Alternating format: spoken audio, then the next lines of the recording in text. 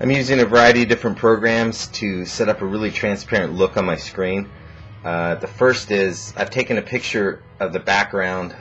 This was going around the websites a little while ago, where you could really kind of create a transparent effect by photographing your wires and the lamps behind your screen. I just did a basic shot, and the colors, even though they don't look right on the screen, they do kind of match the wall behind me, and it does really look like the windows are sort of, the whole screen is transparent in itself, and the windows sit on top of that. Then mixed with that, I'm using Vista glass to get these transparent title bars and borders, as well as the taskbar at the bottom. And the gadgets, I forget what I used for that, but I think I might have had to use something else as well as Vista glass. But the effect is really nifty in that you really do have a completely transparent look.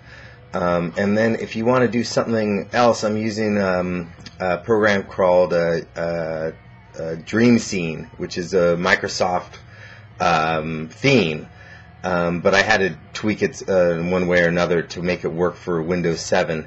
And here, let me show you that. And that gives you a moving background, so you can actually use a video as your desktop background. And here I'm saying set as this movie is the desktop background.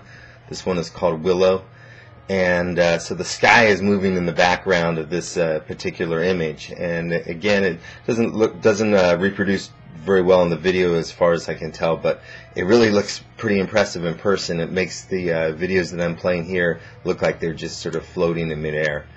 And then lastly, I've got a program called WinRoll, which is a free program that allows you to roll up a window and get it out of the way. So it's a kind of interesting effect. When you expand, you just right click and you can expand it. You can also make that window transparent itself by hitting the center mouse button. So if you can just see, there's the image in the background, but it's kind of transparent too. So it ends up getting a really neat between all these programs. I got a really neat floating effect, and I actually find it easier to work like this than blowing everything up full screen and having black borders.